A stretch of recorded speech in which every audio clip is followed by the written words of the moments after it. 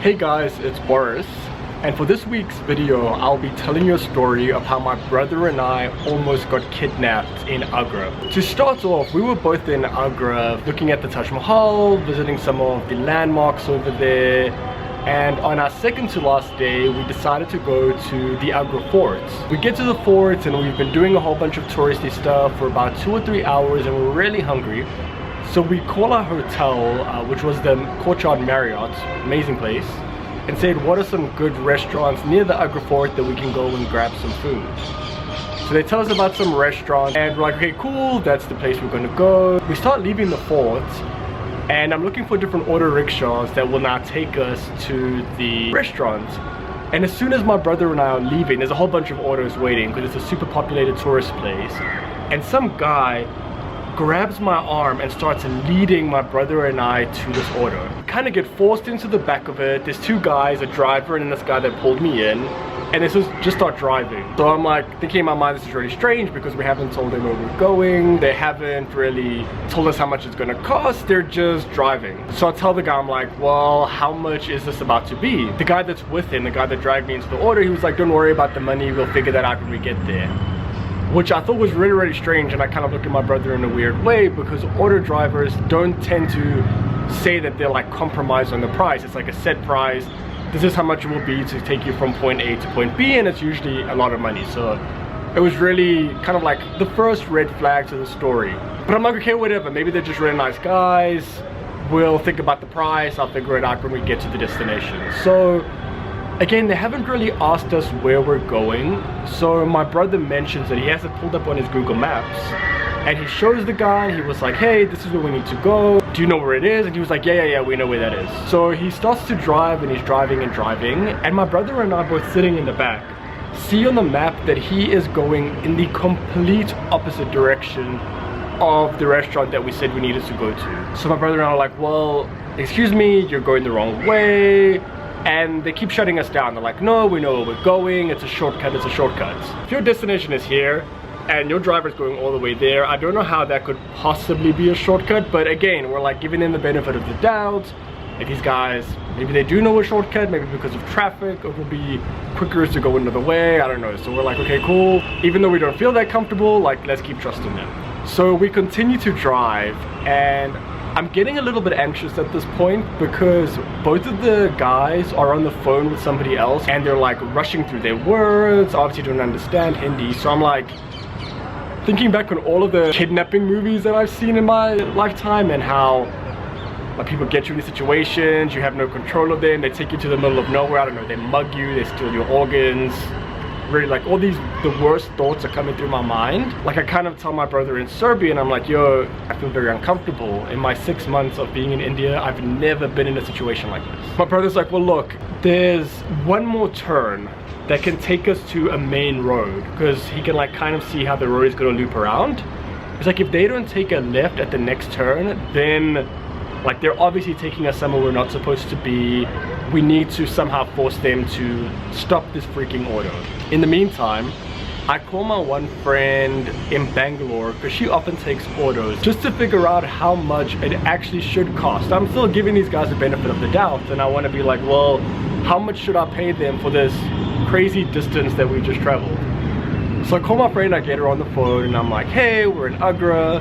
I'm in this auto. He hasn't told us how much it's supposed to cost. I don't take autos often. Like, what is the general rule of how much I'm supposed to pay? So she's like giving me a breakdown, like this is how many rupees per kilometer. Next thing, we get to this turn that we're supposed to go left. It's like the final turn that would still make it possible for this to be like a shortcut. And these guys take a right instead of a left. And by this point, my brother and I are like, where the heck are these guys taking us? In relation to where we're supposed to be, we're like all the way down there. So my brother's like, stop the freaking auto. I'm shouting. I'm still with my friend on the phone. I'm like, stop the auto, stop the auto. No, we're not stopping, we're not stopping. My friend on the phone is kind of panicking because she's like, what's happening? She thought I was just asking her for a price, but now like she can hear all of this commotion, like all of this frantic behavior over the phone, and it's like so chaotic. Mind you, it's still broad daylight. It's like 4 p.m. It's really weird, but we're shouting. my brother leans forward and like basically grabs the steering wheel and forces these guys to stop driving. At this moment, we both jump out of the auto and we're like running down the street, and I realized my camera was left on the back seat. So fortunately, the auto was still there, and my brother runs up, grabs the camera, comes back to me. Like, we're all pretty stressed at this moment because we don't know where we are. We're way further from where we're supposed to be than where we started. And we go to the other side of the street and we hail another auto and we get in it. So we're like, okay, cool. We're home free. We got rid of those two people. We don't know where they were taking us, but obviously not where we were supposed to be. So like, let's tell this other driver to just drive in the right direction, which is going to now take us to this restaurant.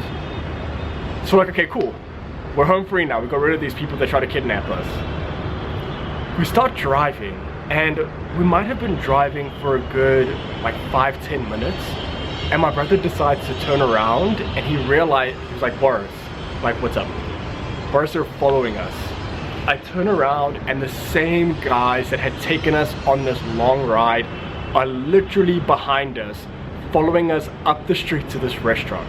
So it's like, what the heck? This is like a movie. I think at this time I'm like texting my parents, and like, you guys won't believe what's happening at this moment. So I call my hotel and I'm like, look, we just got taken by these two drivers to the middle of nowhere. We're with another driver now headed to our restaurant, but they're following us. We feel very uncomfortable. What are we supposed to do? So the hotel was like, look, get to a populated area, like get to some establishment where you can go inside, and then if you need, we can call the police, tell them to get there. Just to emphasize how far we had to drive. When we left the Agra fort and we saw on Google Maps where that restaurant was that we wanted to go to, it was, with traffic, I think 10 to 15 minutes away. After this whole journey in the opposite direction, the journey from point B, which was down there, back to the restaurant took us about 40 minutes to an hour. Eventually, I think the guys behind us grew tired of following us and realized they could prey on some other people, and they left us, thankfully. So we got to our restaurant and like, we got outside, we're still looking around the street. We're like, could they have maybe followed us? Maybe they're like at a super big distance. We're like, well, here's a restaurant, let's just go inside and eat. So we go in the restaurant, we eat our lunch for a good hour or two, and when we got out, they were nowhere to be seen, thankfully. Got into a cab or like an auto and went back to the hotel. So this giant story was really just to tell you guys that, like, one, when you're in an unfamiliar city and you get into a compromising situation that makes you feel uncomfortable, get outside of it as soon as possible. Don't give people benefit of the doubt. I think my first red flag would really have been that guy pulling me into the auto without me really saying like, we are looking for an auto. That was red flag number one, and my experience in India, I should have known that was very atypical behavior. The second strange thing is just having a driver drive without asking for the destination. So again, like 2 red flags, and I was still giving the guy the benefit of the doubt.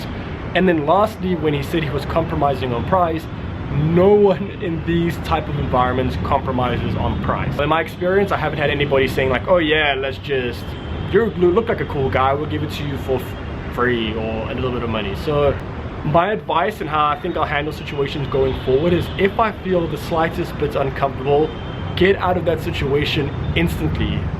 Who knows what would have happened if we didn't have a GPS and we just trusted these guys and said, yeah, like, take us to this restaurant. They took us to the middle of nowhere. We think they know where they're going because they're locals. And I don't know, maybe they take us to a place we get robbed. Or my roommate was like, well, could they have stolen your organs? Well, who knows? Like, maybe they take our organs from us. You really don't know what people's intentions are, and most people, I think, are really good people. Majority that I've met mean to do you no harm. Most people don't want to exploit you, but there are situations where you'll find that people will exploit you, or people will put you in compromising situations, and it's the safest for you to just get out of them. So yeah, that's my kidnapping story. I have a few other stories that I can share with you guys. If you like these type of stories, I've had a few situations like this over my 6 months here in Bangalore. So if you want to see more of them, just comment below. Or if you just want to keep seeing how this channel evolves, subscribe to my channel. like this video if you like it, and share it with some of your friends. And tell me if you've ever been in a similar situation where you've got kidnapped. If not in India, then somewhere else in the world. And yeah, how did you get out of that situation?